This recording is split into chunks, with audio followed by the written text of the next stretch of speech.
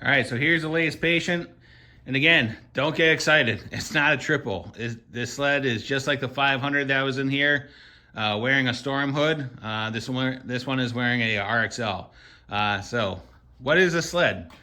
See if anybody can guess, right? So it's kind of a combination of a lot of little things. Older Indy chassis, older trailing arms. It's got the RXL tank cover. Obviously, it's got the RXL hood. We have a low boy Indy seat, all right? Kind of give you guys a little walk around. See if anybody can guess what this sled actually is before we lift the hood. See if there's any telltale signs of what you may think it is. Kind of hard to really get a good guess because a lot of these Indies shared a lot of common parts, and this is kind of what you end up with. So, any guesses? If you do, drop me a comment and let me know what you think.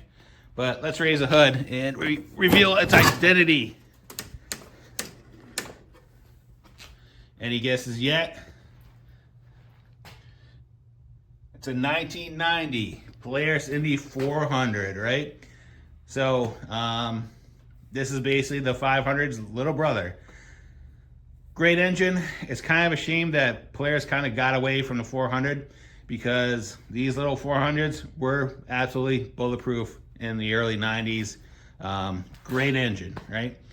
So the reason why this sled is in here, it's a no-run condition. It's not getting any fuel to the carbs. It's got spark, it's got compression.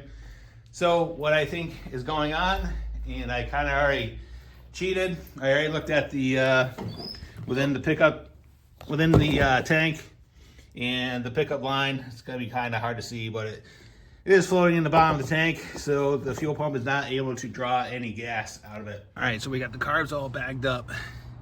Got signs of Mickey Mouse living in here. Pretty caked up with oil and everything else.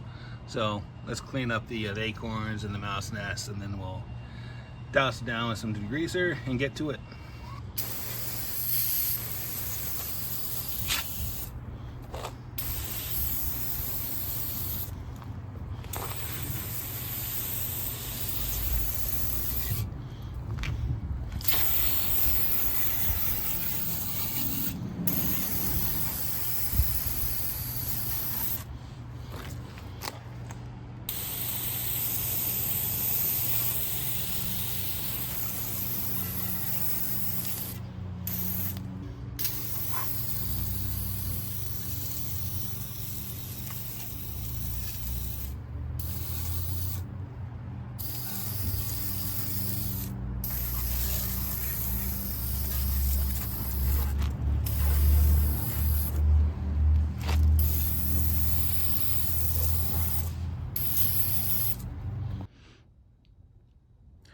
All right, so the 400 has had its bath, got it in the garage, still draining a little bit, so looks a little bit better. Definitely has its issues, but why don't we go ahead, take a look under the hood, see what we're dealing with.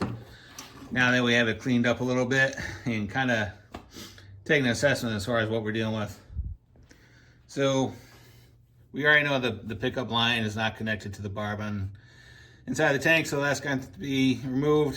So fuel line, another different size fuel line, kind of a huge filter on that, zip tied to the air box mounting thing, and then more fuel line, zip ties holding the onto the fuel barb, another type of fuel line, got a worm clamp in there. So yeah, kind of mismatch and, you know, culmination of what you see over, 35, 40 years. So one thing I noticed was the magneto side carb. If you look, it's kind of leaning over to the right. Looks like it's about to fall over. So reason why that's a concern, because that will absolutely throw off the fuel float level in there if it's not straight. It will tend to flood out, so we'll fix that. But yeah, so overall, looks a lot better. Now that we spent, 15 minutes cleaning this thing up, and go from there. So I'm gonna go ahead and remove the carbs. Another thing I noticed was, if you look at the throttle cable, they're all twisted within themselves.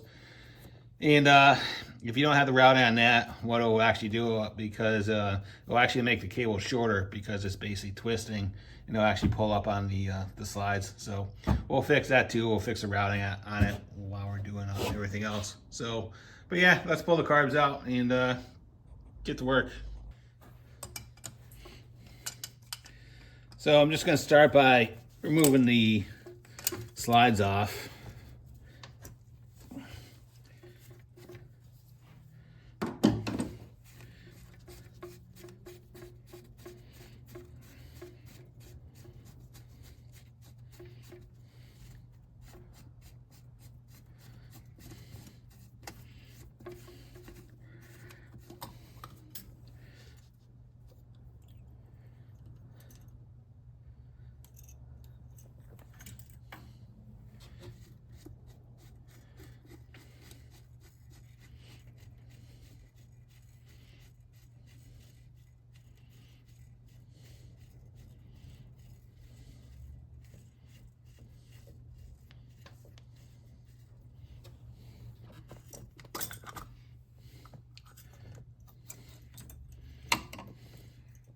And I'm actually just going to cut the lines because these things are rock hard.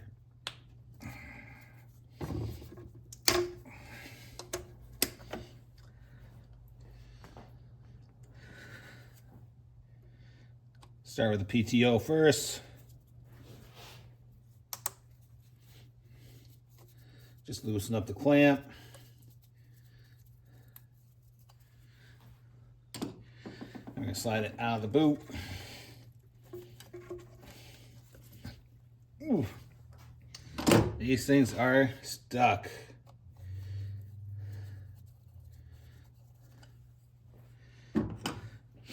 So I'm being careful because I don't want to tear the boot.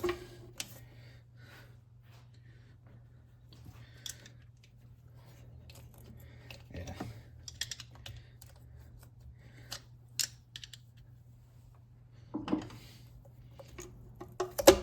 Wow. Yep. Okay. So now we got the carb off. Now we just get better access to remove that choke cable. Just gonna slide that out, unthread it, pull it out, and then one carb off, set it to the side.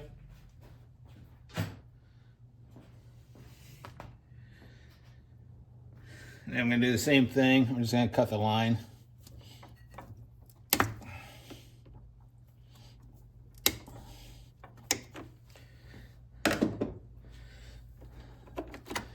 Pull that through, get that out of the way, and loosen up the clamp for the other side.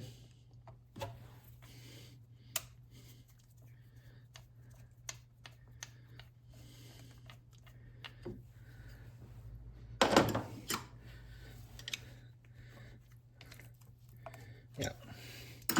That one's going to come out a little bit easier. There we go. Same thing. Take this out.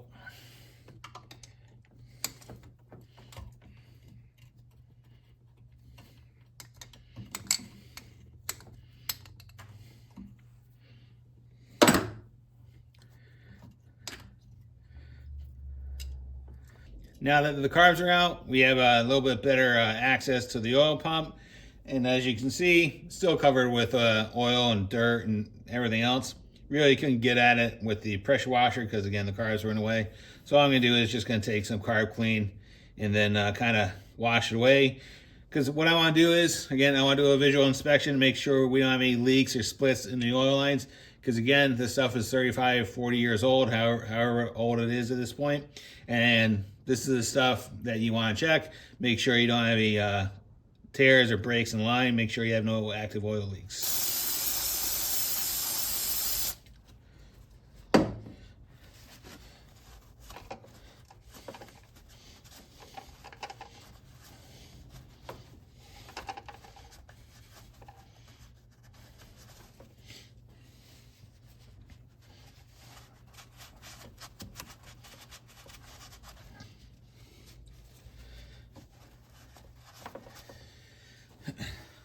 So you got the majority of the oil off that. Now we can really kind of go at it.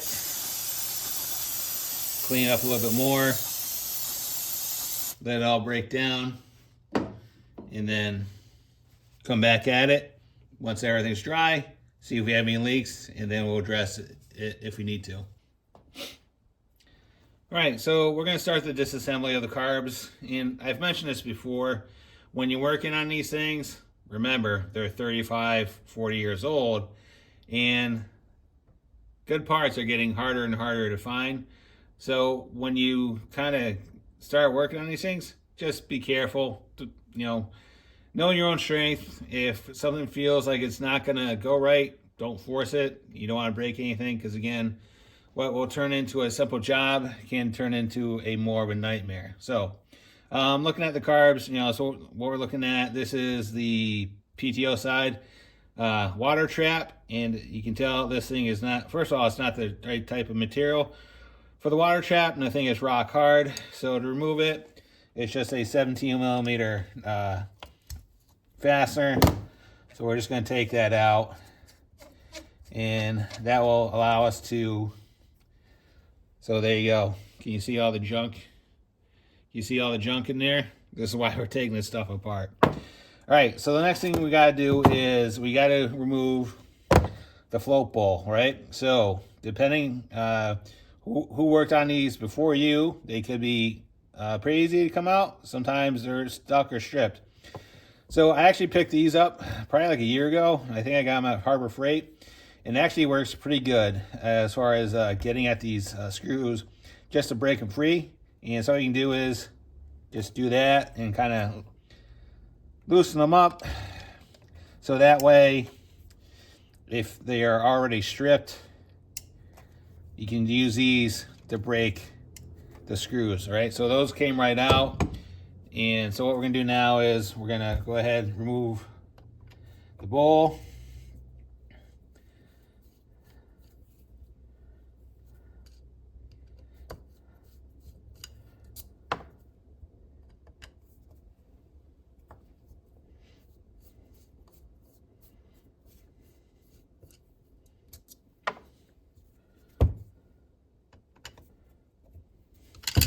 Whoop.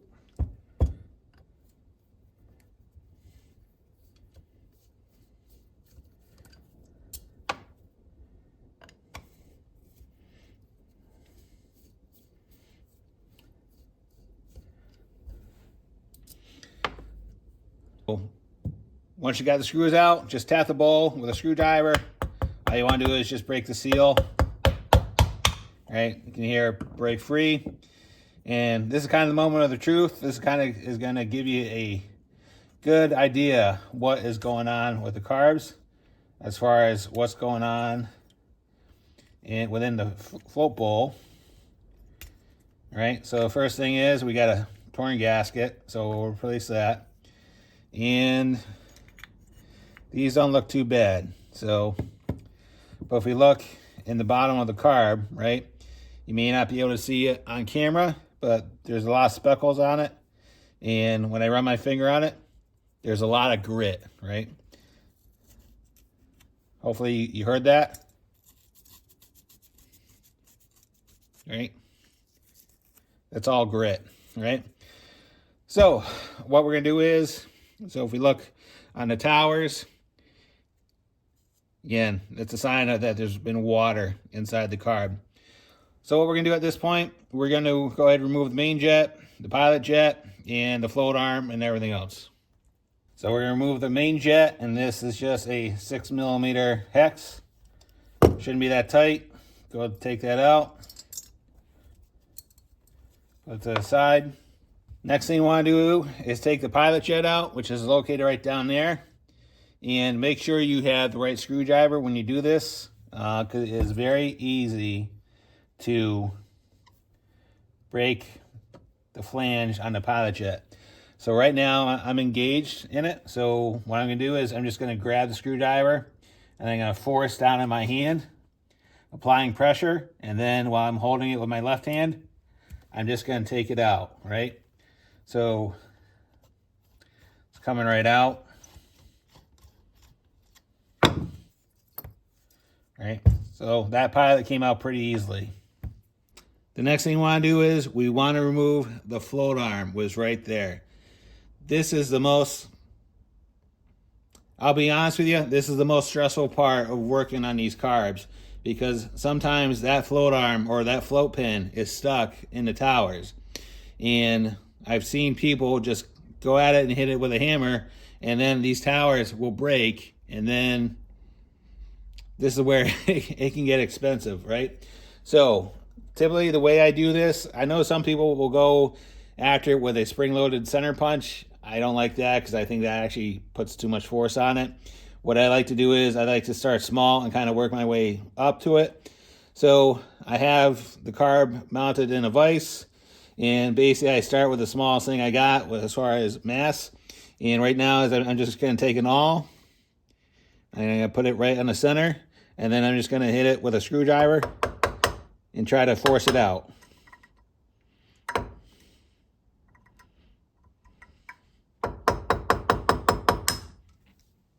All right, so if you heard that, it broke free. So now what I'm going to do is I'm going to take these pliers and we pull the float arm right out with no damage. Take the float arm out. Now we're going to take the needle and seat out. All right, the needle and seat is a 10 millimeter hex. Again, I'm just using 1/4 inch drive tools because again, I'm not looking to put any type of torque on these. So again, it comes right out.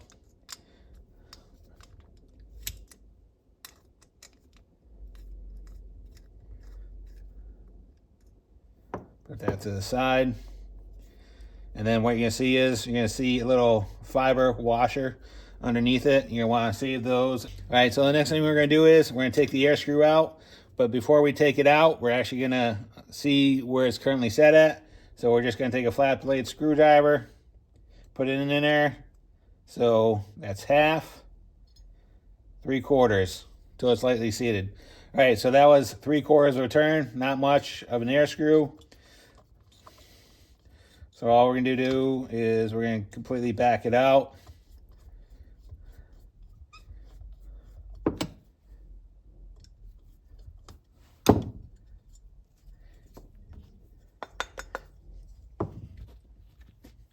And then don't forget about the spring and don't drop that on the floor because once it's on the floor, it's gone. All right, so at this point, the carb is broken down as far as I'm going to take it. The ultrasonic has been warming up, and what we're going to do is we're going to throw the first one in there, let it go for a couple cycles, get nice and clean, and then while that's cooking, we'll go ahead and take the other one out.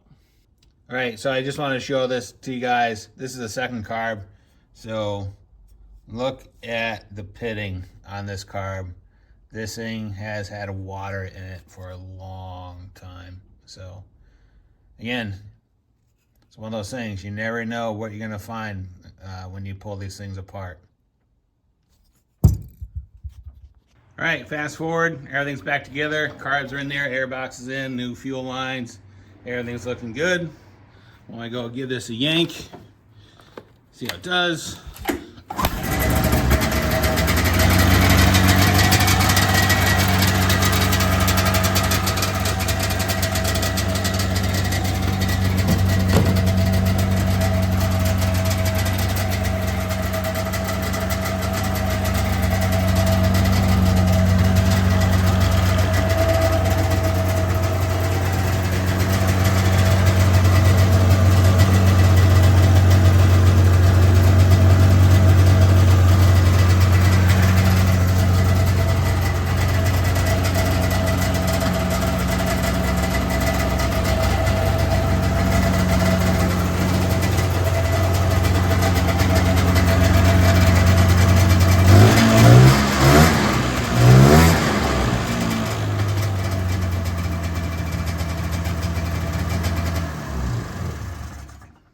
All right, so there you go. Real quick maintenance on that Indy 400. Everything went as expected. I didn't have a lot of time with it. I only had it in the garage for a couple of days, so I had to go through it and get it back to the customer and get it out of the garage. So again, there's a lot of stuff that I've already covered, so I didn't really see a need to kind of rehash what has already been covered multiple times. But again, if you have any questions or comments what I did, let me know and I'll respond to you as soon as I can.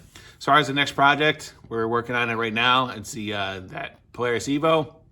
So if you wonder what we're doing to it, we're basically installing the Evolution kit from Polaris, right, in a different fashion. So if you're wondering what we're doing, there'll be a build video on this in a couple weeks.